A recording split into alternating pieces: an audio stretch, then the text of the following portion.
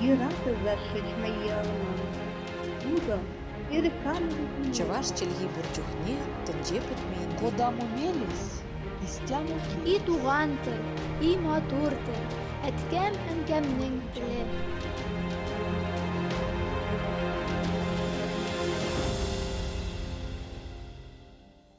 Исәнсез, сіз Татарстан 24 каналында туган тел тапшыуын карыйсыз. Сезнең белән мин Гөлүсә Сынгатуллина. Бүгенге тапшыру Татарстанда яшәүче мордвалар, аларның территориаль бүленешләре, милли мәдәни үзенчәлекләре, яшәешләре хакында. Мордвалар ике субэтноска бүленә. Эрзя һәм Мукшы. Икесе дә Урал телләре семьялыгының фин-угыр төркеменә карый. Эрзя теле 5 диалектны, Мукшы теле 3 диалектны үз эченә ала. Язулары рус графикасына нигезләнә.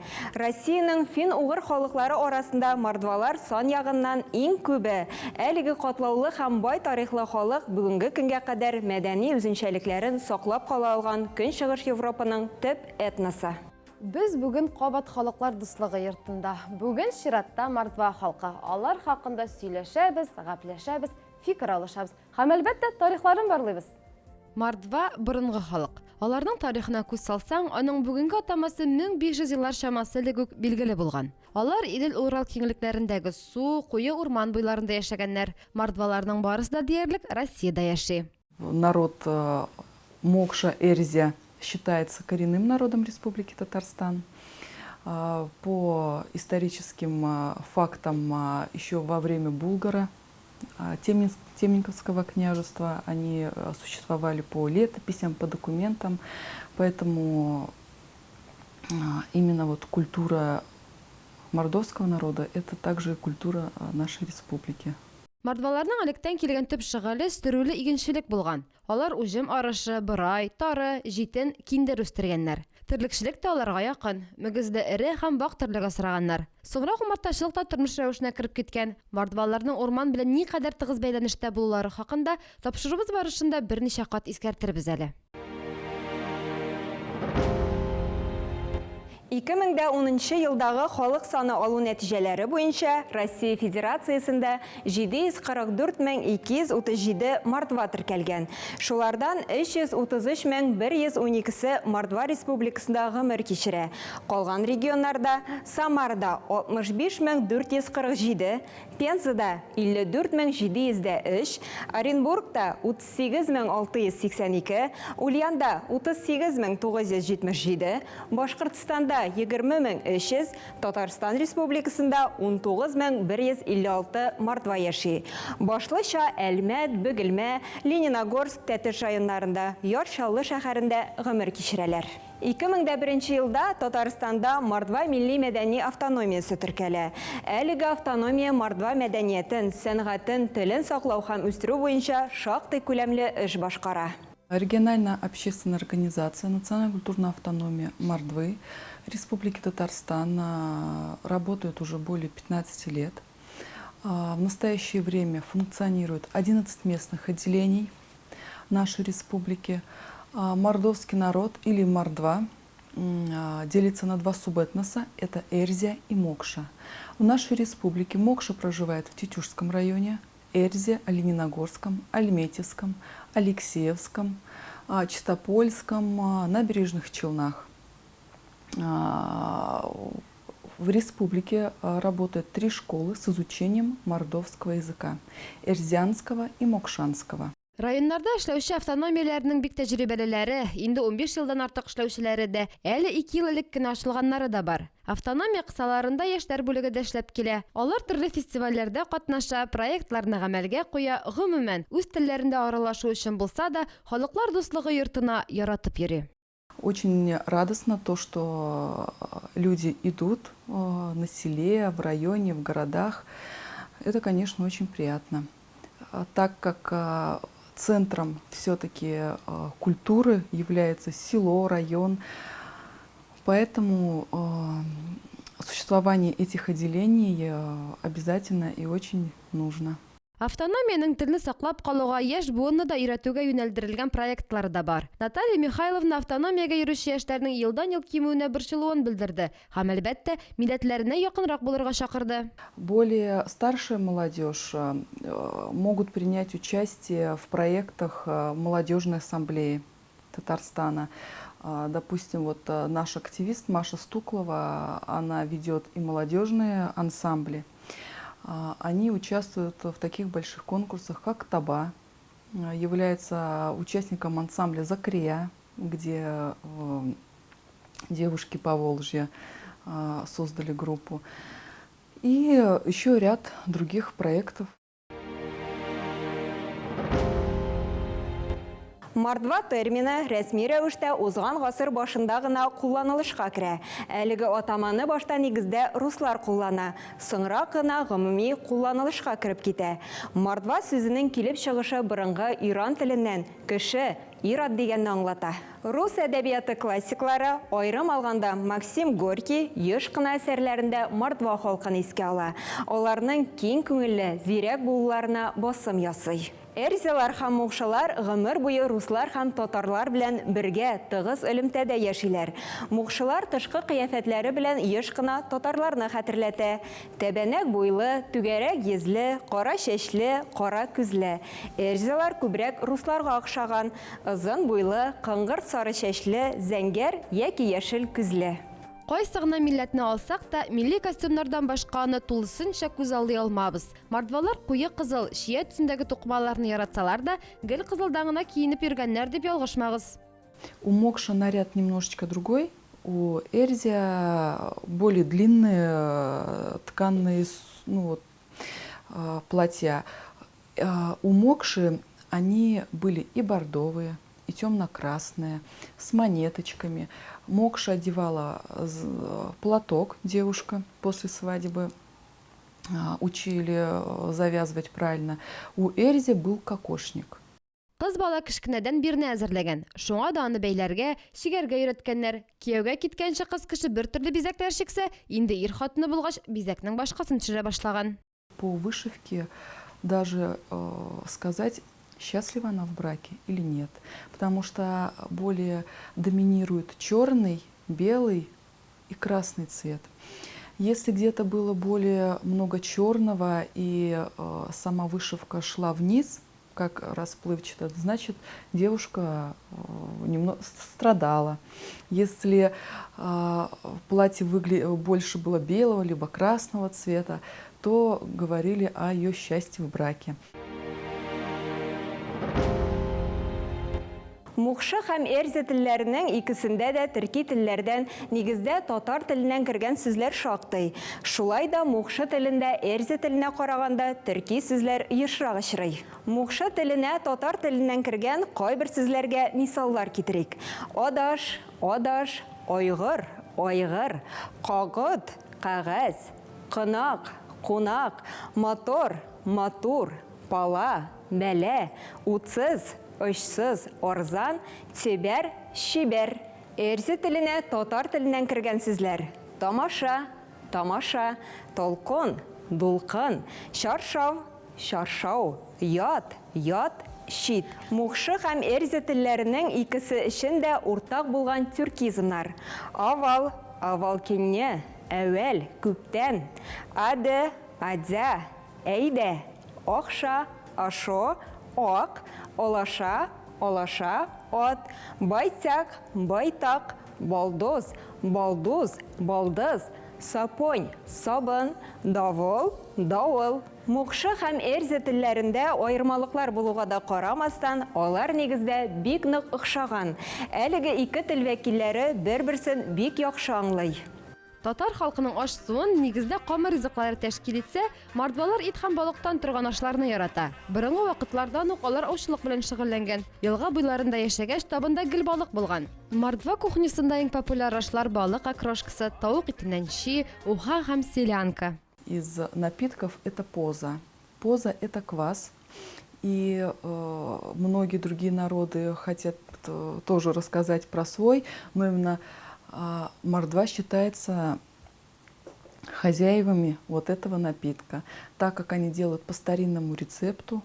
Это свекла сахарная, ржаная мука. Вот даже у меня у бабушки есть рецепт это старинного напитка. Позы салып, окрошка сыман ашта әзерлиләр әле. Ул җәйнең эссе көннәрендә аеруча да тәмле була. Аңлавыгызча, квас нигезендә ясалган аш истедән коткара. Также пачалксеть или пачалгот по-мокшански – это блины. В основном блины у мордвы готовились из каш, из круп. Допустим, овсяные, гречичные, пшеничные, пшенные. Но самый такой популярный вариант блинов пачалксеть все-таки из пшенной каши. Гадәти булмаганнарда мордваларның аю тәпие дип аталган ризыклары хакында әйтми узу ярамас. Чөнки ул аерым игътибарга лаек. Аны хәтта халыкның йоласы чагылышы дип тә атарга буладыр. По легенде, то, что мордовский народ, он высокий, статный, сильный, и чтобы мужчина как-то завлечь свою невесту, он должен был убить медведя. А женщина готовит из этой дичи потом блюдо. Поэтому есть еще такое блюдо, как офтен-лапат.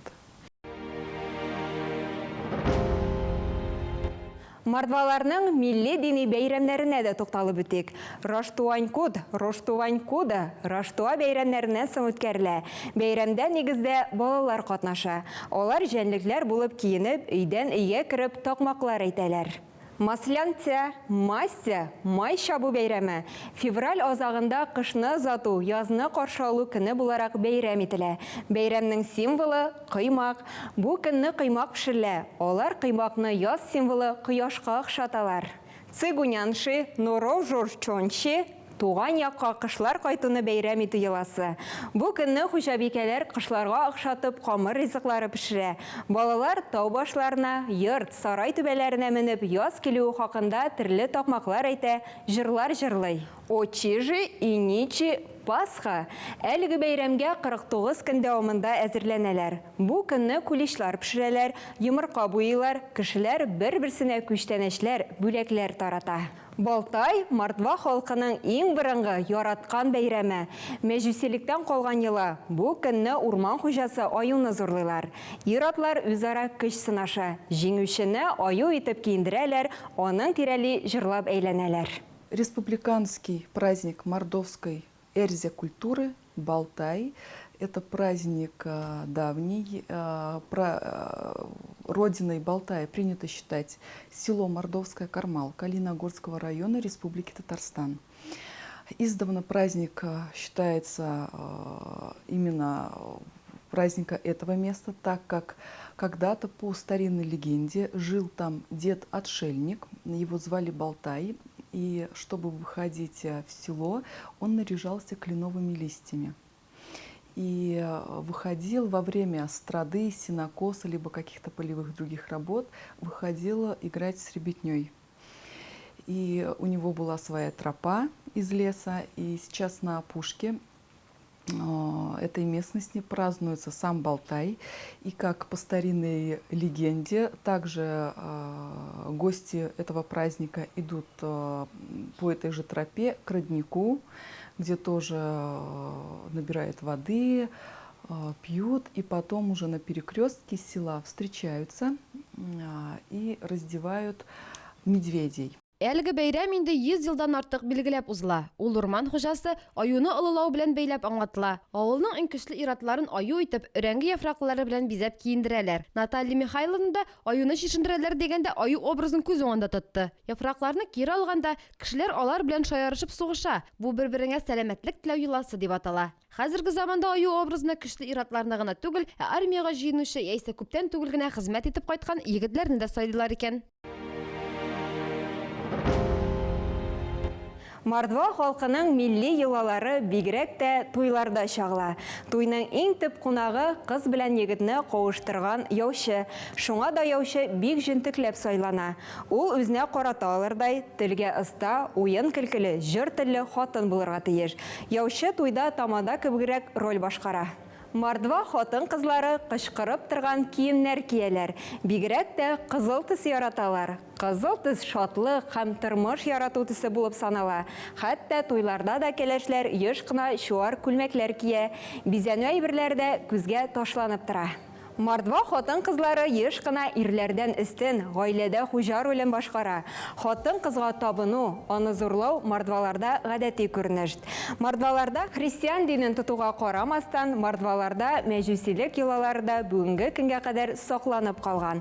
Алар табигать көчләренә табына. Әлеге көчләрнең һәр кайсының үз атамасы бар. Ведзава – су алихасы, Перава – урман алихасы, Кудава – йорт алихасы. Шунысы кызык, барысы да алиха, ягъни хатын кыз. Мордва халкында аю гына түгел, ат та үзенә күрә бер символ булып тора. Мисал өчен буштатол күрүгезчә аның башлары атныкына ошаган. Уртасына шәм куясың һәм гыйбадәт кыласың. Бәхет, шатлык, сәламәтлек, мул уңыш сорыйсың. Безнең мөселман әби-бабаларыбыз сарык, тәкә, бәрән курбан итә торган булсалар, мордвалар бакланып тормый, алар атны курбан итеп суйганнар. Мусульманнар курбан итеп тәкә, сарык суйса, мордвалар атны курбан китергән. Үзенә күрә элек-электән килгән йола бу. Димәк, аны сакларга кирәк дип саныйлар. Шунысын да әйтергә кирәк, мордвалар йолаларына бик тугры, һич югалтмый, бөртекләп саклыйлар. Мәсәлән, бүгенге көннәргәчә туйда төп игътибар кияү белән кәләшкә түгел, яучыга бирелә. Яучы булып кияүнең апасы яки җиңгәсе торган. Она считается главой свадьбы, она и приходит за невестой в другой соседний дом, когда еще мужчина не видит, осматривает саму невесту и уже потом забирает к жениху. Она главная сказительница, сваха должна быть очень веселой, знать много песен. И раньше, допустим, тамады же не было, поэтому весь удар и либо всю основную церемонию по свадьбе брала на себя сваха. И она, конечно же, сидит всегда рядом с невестой. Кияүгә биргән кызчыгын бәхетле икәнен белү әти-әни өчен бик мөһим. Мордвалар моңа аерым игътибар бирә. Леккедән калган йола кияүгә җыенучы кызга курчак бүләк итү шул хакта сөйли. Еще мамы давали куколки как талисманы. Без, ну как обычно, как языческие, без глаз, без лица. И потом приходили в дом, если они смотрели, что эта куколка там вся растрепанная, грязная, значит, они знали то, что невеста много плачет, жена уже. И вот это же ее талисман от родителей, и постоянно он с ней. А если просто куколка где-то стояла в своем месте, в том же состоянии, то родители или мама, тети, бабушки знали то, что у них все хорошо. Поэтому разные хитрости были. Также у мордовского народа хотелось рассказать, по сегодняшний день остались песни. Если у наших братьев-марийцев они могут рассказать свою культуру в танце в основном, то мордовский народ, они более в песне. Поэтому у нас многоголосие у ансамбля есть, очень старинные, в основном все протяжные песни. С песней рождался человек, с песней умирал человек. Мордва милләтеннән булган, дөньяга танылган шәхесләр дә шактый. Мәсәлән, совет режиссеры, артист, язучы Василий Шукшин. Россиядә гражданнар сугышы чорында Кызыл армия командиры булган солдат Василий Чапаев та әтисе ягыннан Мордва милләтеннән. Танылган модель, актриса Наталья Водянованың да тамырлары Эрзиларга барып туташа. Танылган җырчы Надежда Кадышева да Мордва милләтеннән. Бу урында тагын бик күпләрне атарга мөмкин. Мордвалар талантлы, тырыш булулар белән аерылып торалар. Алар акыллы, зирәк, гадел, ачык халык. Традициялар, йолаларга тугры булулары белән дә игътибарны җәлеп итәләр. Күп милләтле республикабызда мордваларның үз урыны, үз йөзе бар. Шушының белән тапшыруыбыз ахырына якынлашты. Бүгенге тапшыруда без Татарстанда яшәүче мордвалар, аларның территориаль бүленешләре, милли мәдәни үзенчәлекләре хакында сөйләштек. Һәр милләт үз телен, милли үзенчәлекләрен саклап, киләчәккә ныклы адымнар белән бара алсын иде дигән теләктә калабыз. Сіз Татарстан 24 каналында туған тел тапшуын қарадығыз. Сізнің білән Гүлүсә Сыңғатуллина болды. Сау болығыз, келесі ұшырашуларға қадар. И рады зашить мои алмазы. Ну-ка, перекалывай. Чываш челги бурчухне тінже путмейді. Кодам умелись, истяму И туған тел, и матур тел, әткәм әнкәмнең теле.